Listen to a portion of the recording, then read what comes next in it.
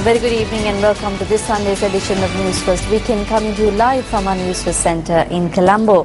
I'm Arundhati Mudanayaka. Let's start off with a look at the stories making headlines this evening.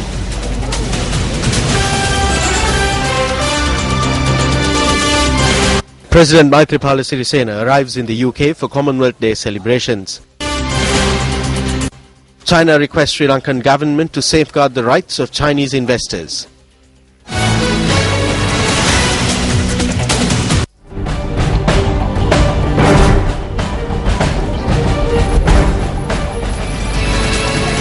And now the stories in detail. President Maithripala Sirisena, who is due to participate in Commonwealth Day celebrations as the chair in office of the Commonwealth, landed in United Kingdom today.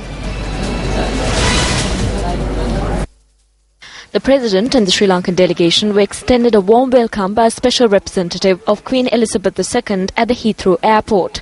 The Commonwealth Day celebrations are due to take place tomorrow with the participation of the royal family, including Queen Elizabeth II, at the Commonwealth headquarters in Marylebone. The presidential media unit said that the President was extended an invitation to participate in the celebrations as he is a current chair in office of the Commonwealth of Nations.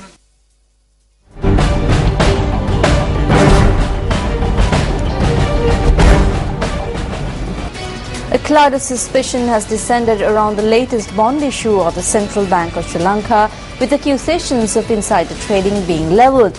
Media reports today bear testament to the above. News First delved deep into this story.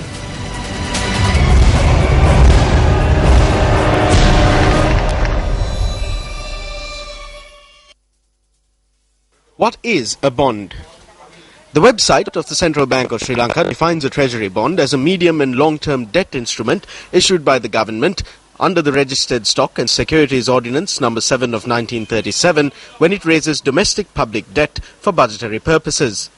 In a nutshell, governments use treasury bonds to raise funds, paying interest to the holders of the bonds when they mature.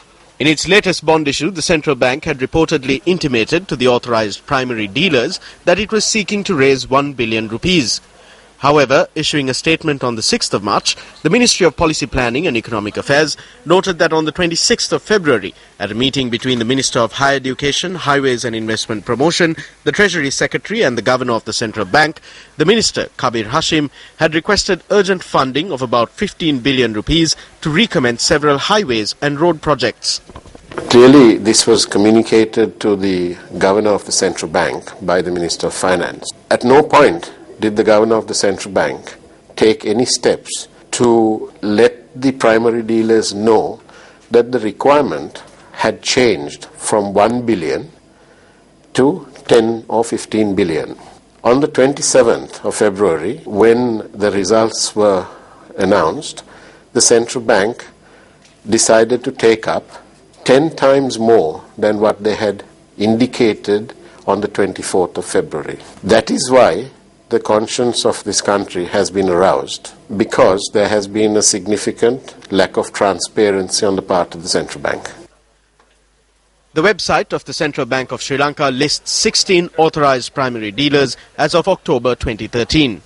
And they are Bank of Ceylon, Capital Alliance, Entrust Securities, Commercial Bank, First Capital Treasuries, Equity Securities, NatWealth Securities, NSB Fund Management, People's Bank, Sampath Bank, Ceylon Bank, Wealth Trust Securities, Pan Asia Banking Corporation, Perpetual Treasuries, HSBC and Union Bank.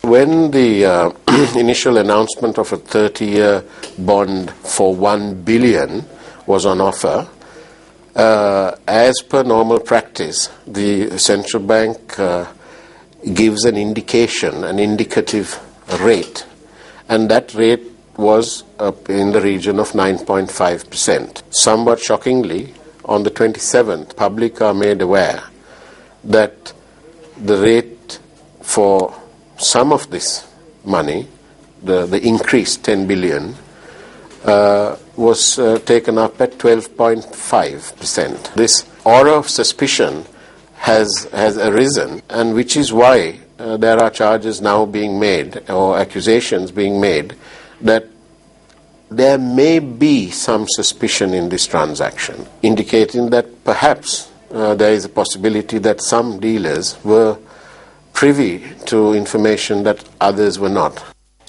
Newsfirst learns that the issuing of treasury bonds is regulated by a tender board at the Public Debt Department of the Central Bank, which comes under the purview of a senior deputy governor. Newsfirst contacted a senior deputy governor at the Central Bank, P. Samarasiri, on this matter. He said that he cannot comment on the issue at the present moment and requested us to direct any questions to the governor. However, our attempts to contact the governor proved futile.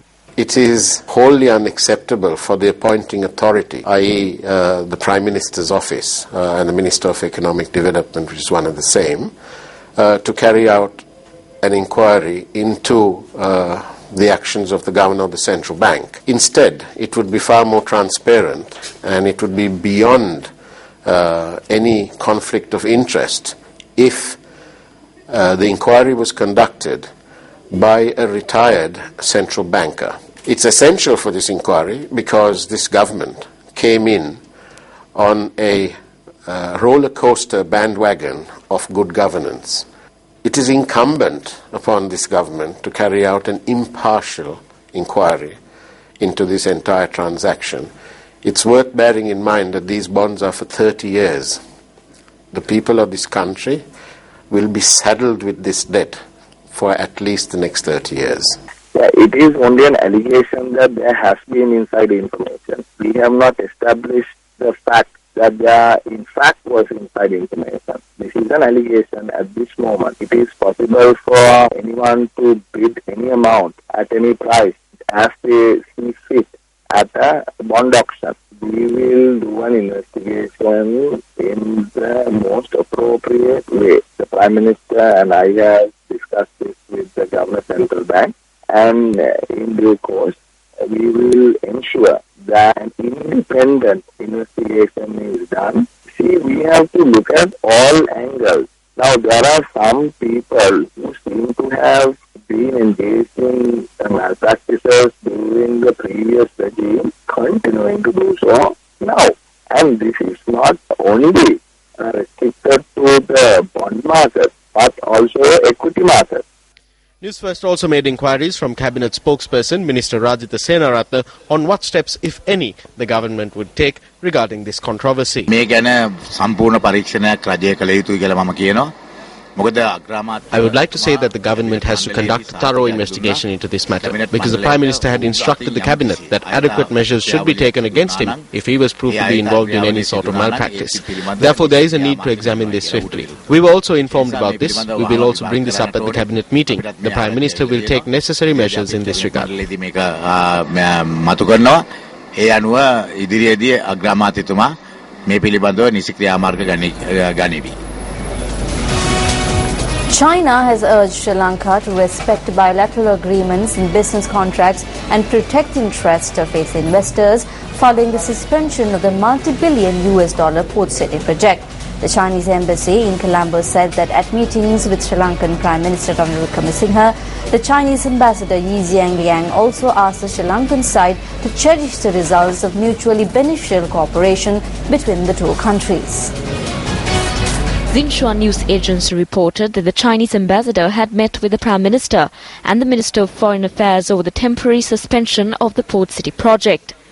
In an exclusive interview with Newsfirst today, the Deputy Head of Mission at the Chinese Embassy, Ren Fa-Kiang, highlighted the importance of policy consistency to maintain investor confidence. Now that the Colombo Port City project has been suspended, or more rather come to a halt, has it raised any concerns with regard to the relationship between Sri Lanka and China? Some people just want to mislead the Sri Lankan people, saying that it is a China-funded project. It is wrong. Your government, your people, do not need pay a single rupee for this project. The Chinese government and the Chinese embassy express our concern over the decision made by the new government. It is our belief that the legal rights of the foreign investors should be protected and respected. As far as I understand, the feasibility study of Port City project has been done. and according to your law and according to the international law as well. That responsibility is shouldered by the government, Sri Lankan government, not by the investor. This project was first initiated during the Ranil Wickremesinghe's government in 2004. It is at the request by that government, a Singapore company has already done some project initiation. At that time, it's 120 acres. That's my knowledge. The government is very much important for keeping the confidence of the foreign investors on your country. If in each government change, there is a change of policy of investment, there is a review of project, there is a stopover of project.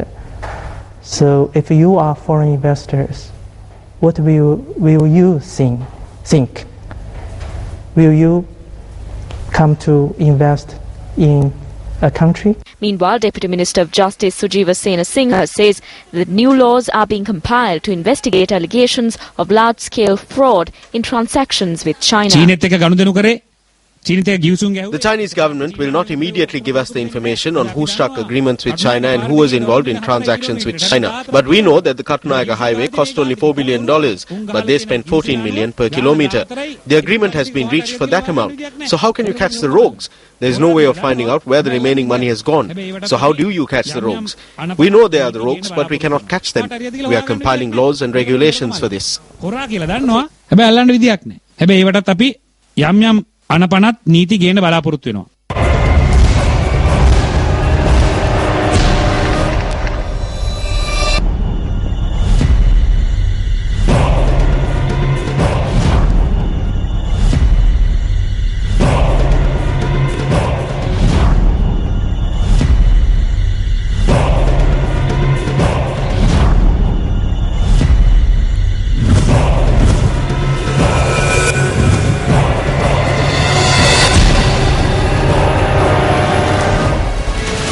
Still local news, Chairman of the National Movement for a Just Society, Venerable Maduluave Sobitathela says the process of bringing thieves to book must be expedited.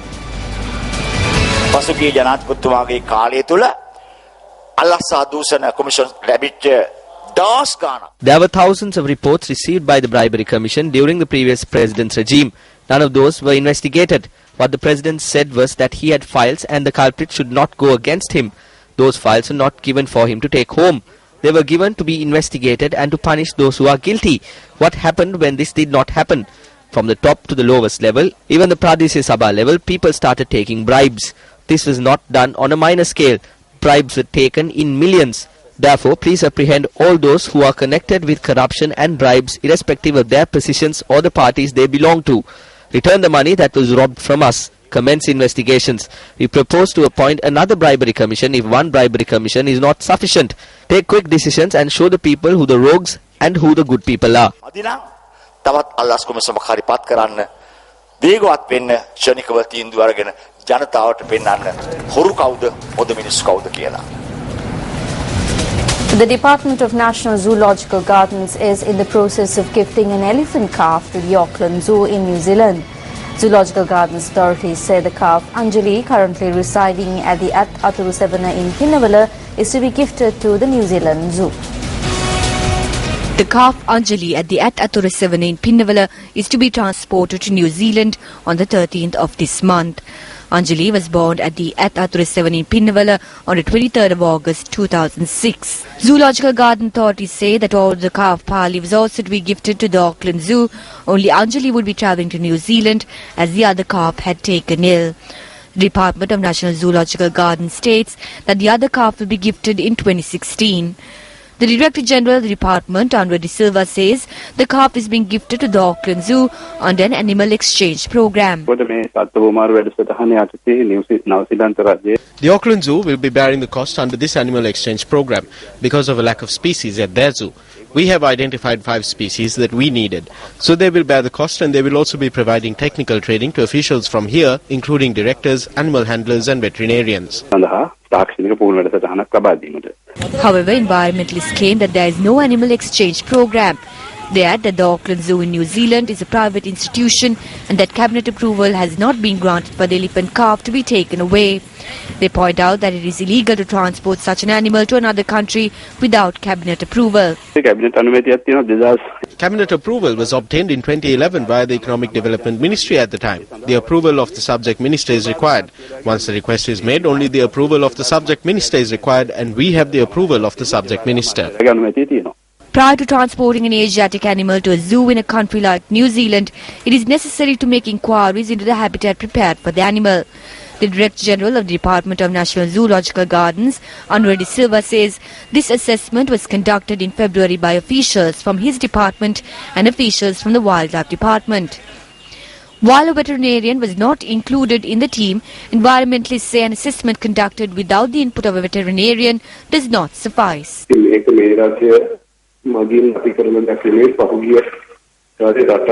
This is not something that was created by this government. The elephant calf is being gifted to the Auckland Zoo as a country, following an agreement between 2 heads of state. It is India that has completely prohibited the transport of their elephants to other countries. I am personally of the opinion that it would be best for Sri Lanka to adopt the same stance. I see the exporting of tame elephants to other countries as a short-sighted action.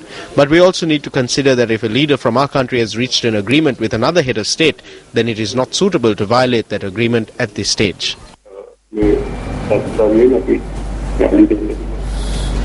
The much talked about National Medicine Regulatory Authority Act was passed in Parliament on Friday.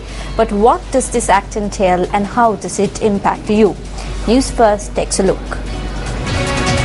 The National Medicine Regulatory Authority Act, as suggested by its title, establishes an authority to regulate medicinal drugs, medical devices and even borderline products.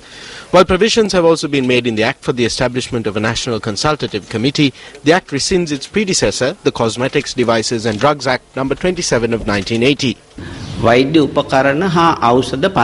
The Cosmetics, Devices and Drugs Act was enacted in 1980. Regulations were introduced under the Act in 1984. To date, medicinal drugs have been regulated using these 2 documents in our country. 35 years have lapsed. Although the old Act was being implemented, several problems were identified. In 2005, a government document was introduced and it was called a National Drug Policy for Sri Lanka. 10 years have passed since then. A regulatory framework is required to implement the National Drug Policy. Last week, Parliament enacted the bill for this purpose. That is the National Medicine Regulatory Authority Bill.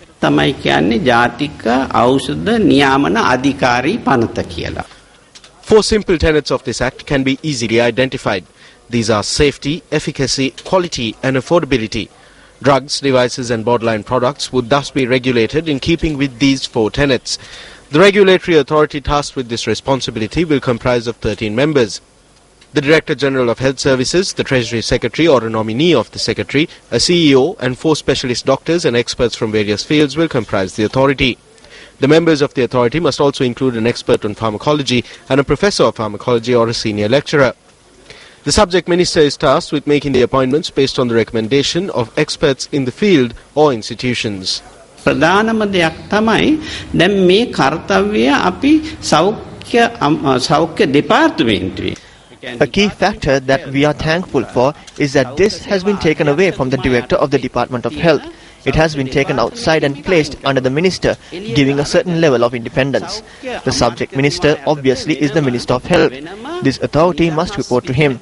That is the authority they have established. This authority has been given the power not only to issue licenses, but to withdraw licenses as well.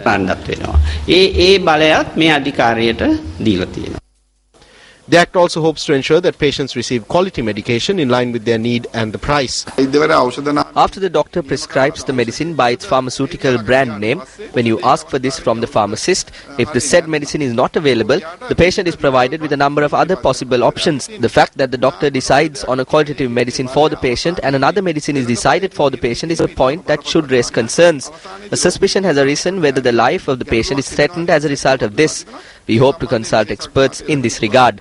The Act passed in Parliament will be gazetted after it is signed by the Speaker.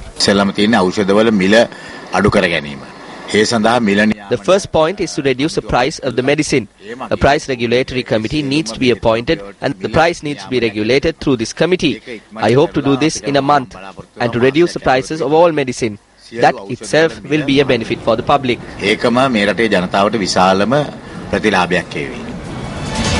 Former Minister Nirmala Kotalawala says parties who have a progressive leftist ideology need to come together. He made this statement at a media briefing convened today.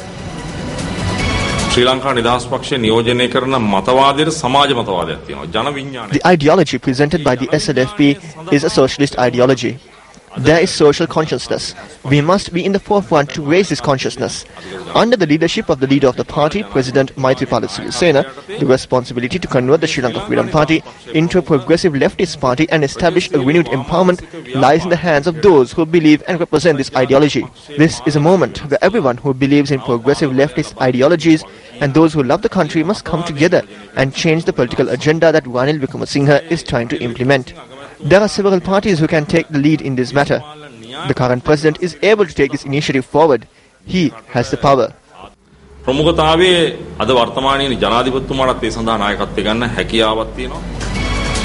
are some of the views expressed by the government and the opposition at several events held across the island.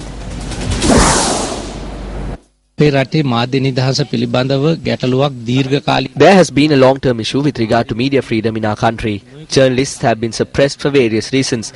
Therefore, the people have lost the opportunity to obtain correct information.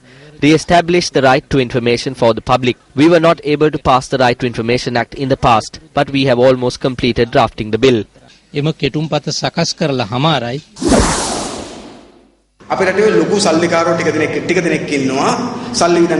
We have a handful of wealthy people in the country. They spend their money to obtain dual citizenship. They have citizenship here while holding citizenship in the UK, Canada or the United States. What they do is they come here to get votes with this citizenship. They become ministers and rogues. When the government is toppled, they jump the country. After they leave, we cannot catch them. Basil left the country. We cannot catch him now. If they bring in this act, they cannot play these games. This act is where you engage in politics with dual citizenship, but if you wish to ask for votes, then you will have to let go of one.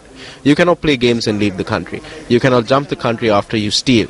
It would be good if they could bring in an act against this.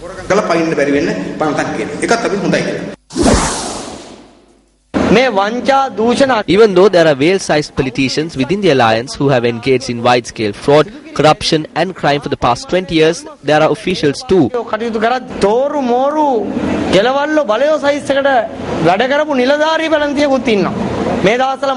These days I have been receiving information with regard to discrepancies which have been occurring in certain national schools. I have received 16 files with regard to principals who have committed fraud. There is one girls' school from which I have received 6 files. We will be allotting 2 weeks within a period of 3 months and look through these files with the assistance of lawyers, and we hope to present these files after 3 months.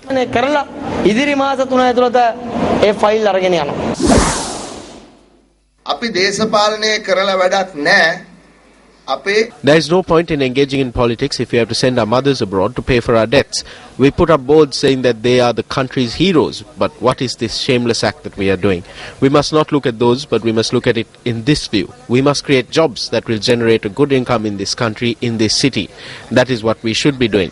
Our new policy is that in a market economy, we must establish justice. This justice and fairness must be implemented in politics, the economy and in society. යුක්තිය සාධාරණය ඉෂ්ට වෙන්න ඕන. දැන් දින අලුත් ආණ්ඩුවත් පොඩ්ඩක් එක අත්තකට. The new government is like a mixed pickle, but I also see this as a good thing. It has been a while now where parties have been trapped in politics, which has brewed many questions which have been told and untold. As a politician, I too like power, but more than this, I like to reach a place where there is more discipline than this. With this new political trend, I believe that we can look forward to a bright future.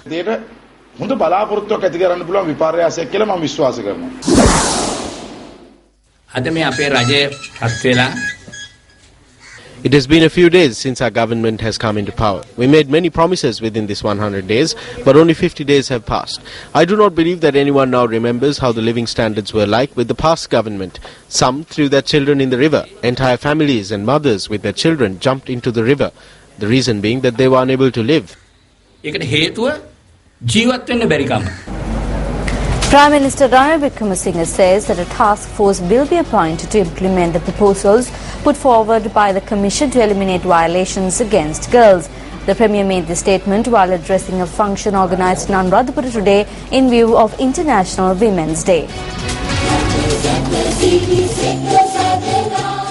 The national event in view of International Women's Day was held at the Anuradhapura public grounds under the theme A Better Country for Women.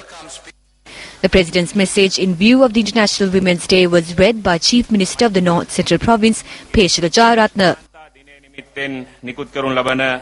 ලිංගික වැරදි සඳහා දඬුවම් විවාහ සඳහා අවම වයස ස්ත්‍රී පුරුෂ සමානත්වය හිංසනයේ නිදහස විවාහික punishment for several offences, a minimum age for marriage, equality among men and women, an abuse-free environment, marital rape, sexual harassment at the workplace.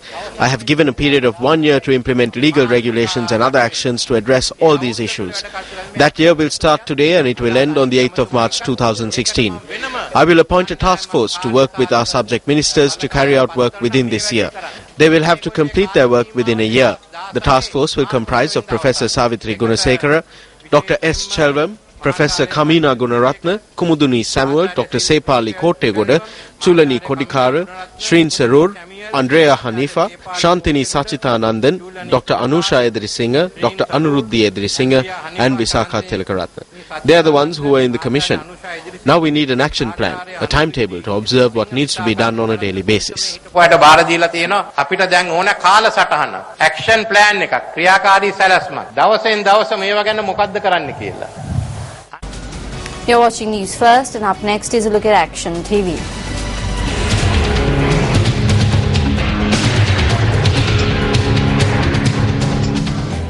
When impunity is rampant, discipline collapses. When discipline collapses in any sector, the sector itself fails as a system. The loss of discipline is what has contributed to this downfall. If I am to explain further, there is an investigations unit under the Education Ministry. While this investigations unit had identified several problems under the previous regime, in some cases their recommendations had been implemented while many have stalled. So we met recently and made a clear decision to continue with these investigations and to implement the recommendations and decisions.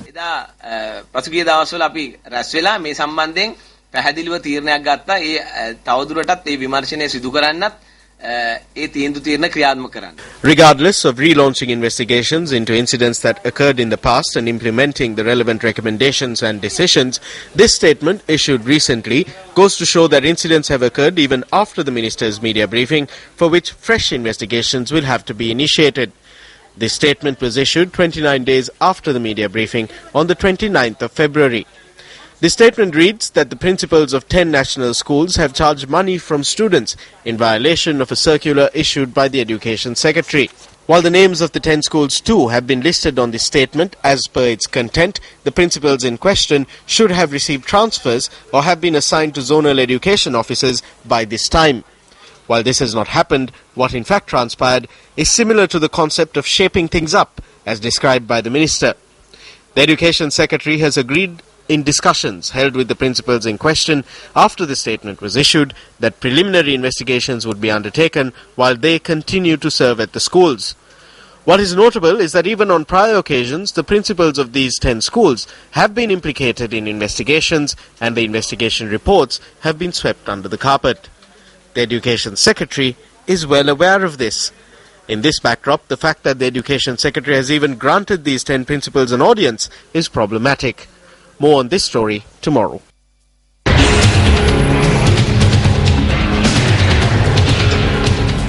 2 people were killed and 7 injured in a road accident that occurred in Rilhena, Palmadulla today.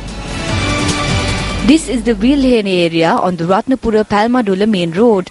CCTV cameras captured the moment the accident occurred when a 3-wheeler travelling from Palmadulla attempted to overtake several vehicles.